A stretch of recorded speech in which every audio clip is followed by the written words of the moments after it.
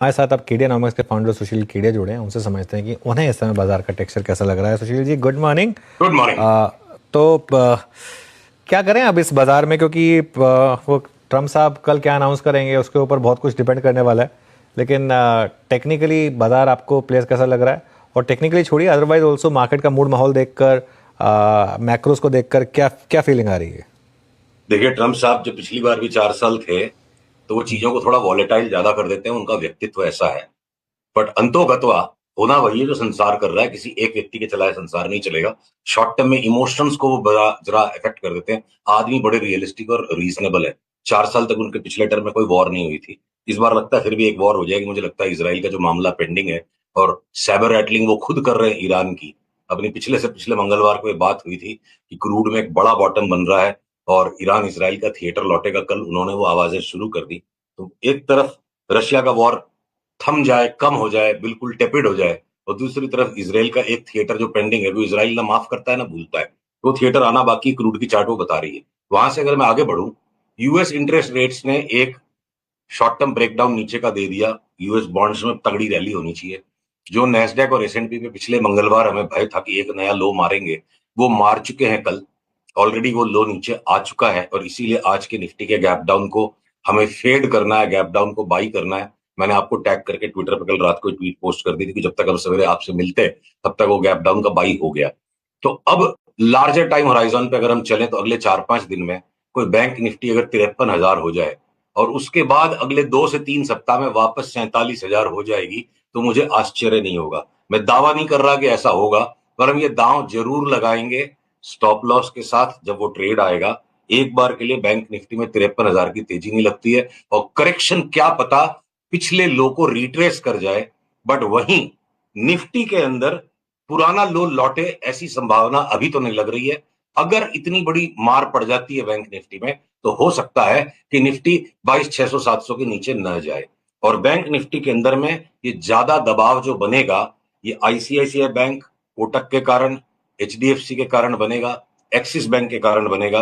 हम हो सकता है इनको एक एक करके जब सिग्नल मिलेंगे तो शॉर्ट सेल भी कर दें, पर हम एक भी पीएसयू बैंक को शॉर्ट सेल नहीं करेंगे। उनको सबको हम पुल बैक में मच हायर बॉटम्स पे लेंगे। तो अलग अलग स्टॉक्स, अलग अलग सेक्टर्स, अलग अलग इंडिसेस अलग अलग काम करेंगे। अनुज, ऐसा लगता है एक तरफा मूवमेंट का माहौल अभी भी बाजार में नहीं बना है।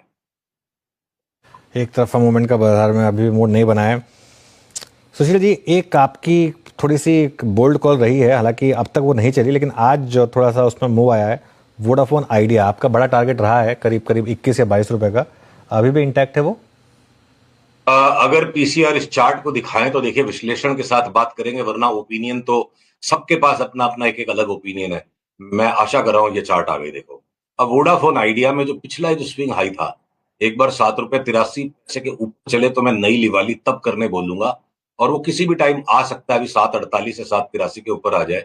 हमने पिछली बार संभावना को आंका था शर्मा शर्मी भय में कि लोक निंदा बड़ी आसानी से आजकल सोशल मीडिया के माहौल में हो जाती है, दबाव पड़ता है दिमाग पे, तो 20-21 कहा था।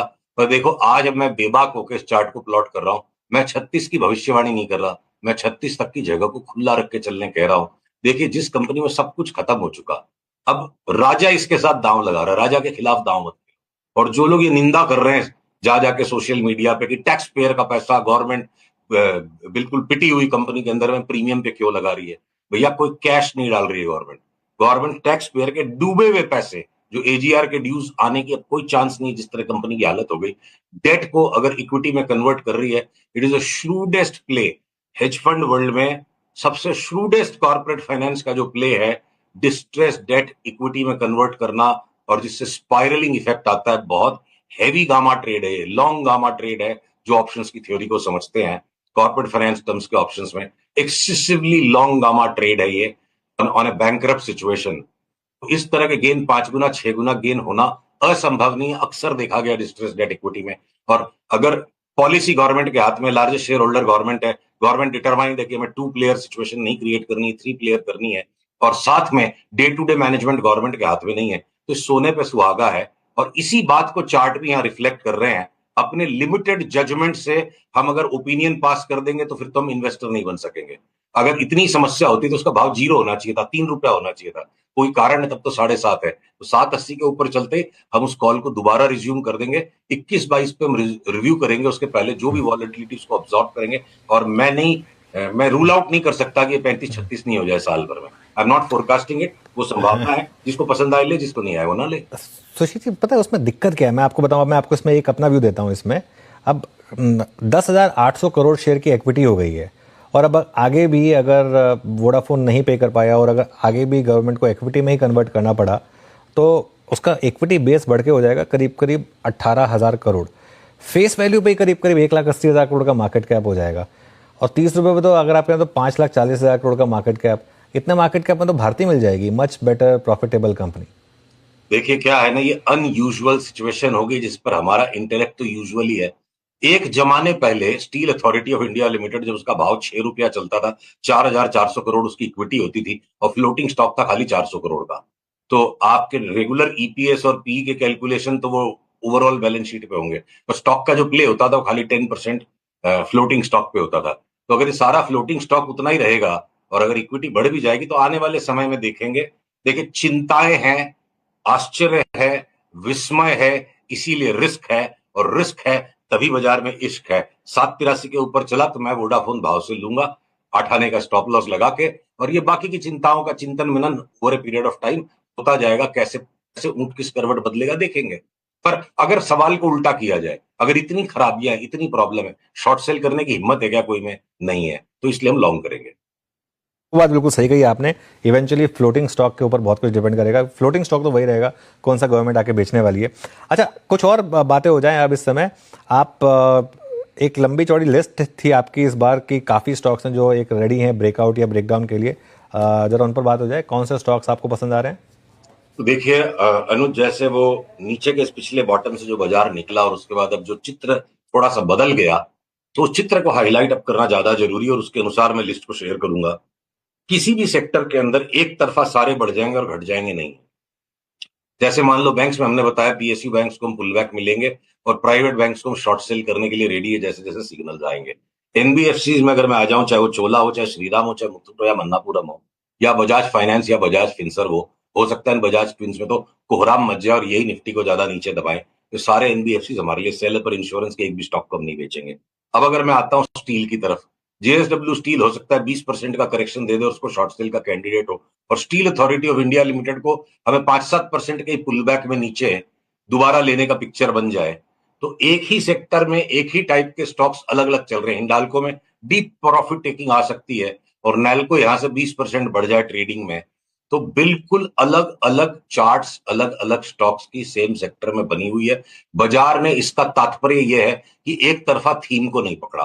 तो अगर मैं कुछ स्टॉक्स ऐसे ढूंढने को निकलूं जो थोड़े से लॉन्गर टर्म टाइम होराइजन में बहुत बड़ा पिक्चर जनरेट कर चुके हो, तो वैसे कई स्टॉक्स मिलते हैं कि आप रोज रोज की, 15 दिन की, एक महीने की अनिश्चितताओं को अगर नजरअंदाज कर दो, तो बॉश जैसा स्टॉक यहां से मेरे को लगता है डबल हो जाएगा। एक्साइड जैसा स्टॉक यहां से डबल हो जाएगा हर पुल बैक महीने लीजिए।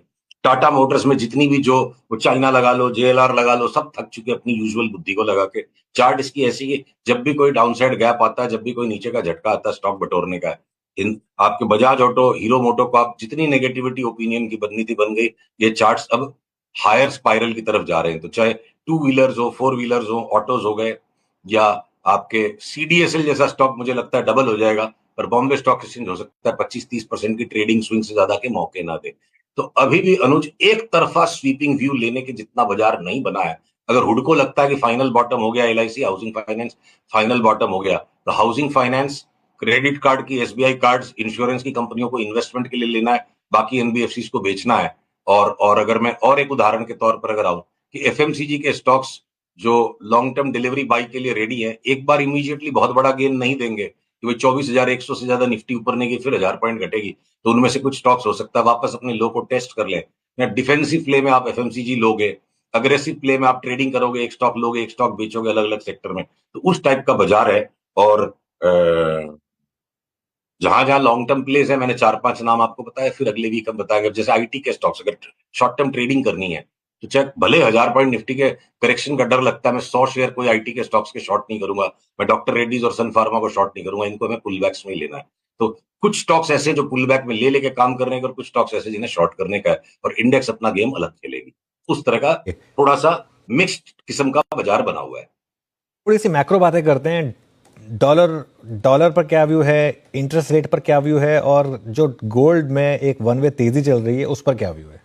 सबसे पहले मैं आपको गोल्ड की चार्ट को एक्सप्लेन करूं, जिस पर कि थोड़ा हमारे पर चिन्ह उठाया गया, और गोल्ड को मैं एक्सप्लेन करूंगा इस सिल्वर की चार्ट के सहारे। यार कृपया इस चार्ट को प्लीज दिखाइए, बड़ा महत्वपूर्ण चार्ट है।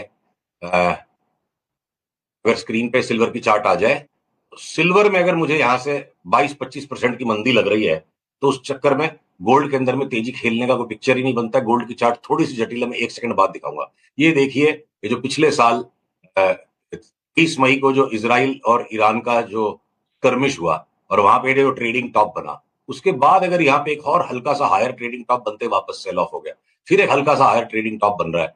पीरियड वेव टर्म्स में ये जो पूरा सेटअप बन रहा है, इसमें कहीं कोई 5 वेव नहीं है, इरेगुलर बी वेव पैटर्न है। किसी भी टाइम इसका सेल ऑफ अचानक से $27 के लेवल को तोड़वा देगा। तो जब वो टूटेगा तब हम इसको सिल्वर को लेंगे। सेम तरीके से गोल्ड में भी एक कॉम्प्लिकेटेड सेटअप है। एवरी न्यू हाई पे आदमी मैड हो जाए और एवरी न्यू हाई पे ले ले, ये ललचा रहा है बाजार, छोड़ दो इसको। $1900 से लेकर के $2700 तक हमने गोल्ड में तेजी खेली, जब कोई नहीं खेल पाया था, और अब हम 2700 से लेकर अब तक हम रॉन्ग है। तो उस रॉन्ग के, सबका रॉन्ग अलग है, सबका राइट अलग है। मैं वेट करूंगा, मैं किसी लालच में नहीं पड़ने वाला गोल्ड के अंदर। जहां गोल्ड जिस दिन पक्का रिवर्सल देगा उस दिन हम शॉर्ट ही करेंगे। तब तक अगर हमें 1000, 2000, 3000, 4000 रुपया गोल्ड में कमाने का मौका छोड़ना पड़ेगा तो छोड़ेंगे, क्योंकि ज्यादातर हमारे निवेशक जो है वो डे ट्रेडर या 2-2 घंटे में व्यू चेंज नहीं कर पाते, इतनी मेंटली फ्लेक्सिबल किसी में नहीं होती। तो 2-4 हजार रुपए गोल्ड के छोड़ दो, हमने इसमें 20,000 रुपए की मंदी कमानी है, और हम वेट करेंगे गोल्ड के अंदर। यूएस इंटरेस्ट रेट्स ने एक बार नीचे चलना शुरू कर दिया है, और हो सकता है इंडिया 10 ईयर रेट, मैं चार्ट नहीं दिखा पा रहा, चेंज करते करते चार्ट टाइम लग जाएगा। इंडिया 10 ईयर रेट हो सकता है अगले 10-12 दिन में लोगों को थोड़ा आश्चर्यजनक ऊपर का मूवमेंट दे दे, और रूपी डॉलर में जो एक सब्सटैंशियल स्ट्रेंथनिंग रूपी की हो चुकी है, बात करते करते अगर ये चार्ट लोड हो जाती है तो मैं आपको दिखाता हूं। ये अगर जो लोड हो चुकी है, ये चार्ट जो बन चुकी है, अगर इसके अंदर एक बार के लिए ₹2, ₹2.5 तक का करेक्शन वापस आता है रुपए की चार्ट पे, तो मुझे कोई आश्चर्य नहीं होगा। और लॉन्ग टर्म में हो सकता है अब रुपया मजबूती की तरफ चले, क्योंकि अगले साल 1.5 साल के पर्सपेक्टिव में डॉलर इंडेक्स बहुत कमजोर हो सकती है। ओके, चलिए सुशील जी, बहुत बहुत शुक्रिया। कोई स्पेशल कॉल है? कोई 30 सेकेंड्स है हमारे पास, कोई पर्टिकुलर स्टॉक जो अच्छा लग रहा हो? बहुत ही स्पेशल कॉल इस बाजार के अंदर में थोड़े से लॉन्ग टर्म पर्सपेक्टिव को लेकर, आप अगर एक्साइड लेके बैठते हो, बॉस्क लेके बैठते हो, आप सीडीएसएल लेके बैठते हो, ये सारे स्टॉक्स हमने डबल ट्रिपल की कैटेगरी में रखे हुए हैं। ये दो कंटेनर कॉर्पोरेशन ने जितना दुखी करना था उसका लॉन्ग टर्म रिवर्सल आ चुका है। मेरे को 2,000 रुपए का भाव लगता है कंटेनर कॉर्पोरेशन, पर उसके लिए 2 साल का धैर्य रखना पड़ेगा, 2 दिन में नहीं बनेगा वो। तो ये 700 का कंटेनर कॉर्पोरेशन 2100-2200 हो जाए, तो ऐसे डबलर ट्रिपलर बहुत सारे स्टॉक्स हैं। निफ्टी बैंक निफ्टी में खर्चा मत करो रकम को। निफ्टी बैंक निफ्टी अभी भी महीना 20 दिन तमाशा कर सकती है। बढ़िया बढ़िया स्टॉक बिल्कुल फायर सेल में मिल रहे हैं, दुर्गा पूजा सेल चल रही है बाजार में, अच्छी चीजों को उठाओ, पोर्टफोलियो बढ़िया बनाओ। ये शुभ नोट पर शो को यहीं समेटेंगे। सुशील जी, बहुत बहुत शुक्रिया आज हमारे साथ जुड़ने के लिए। अगले मंगलवार आपसे वापस बात होगी। मार्केट में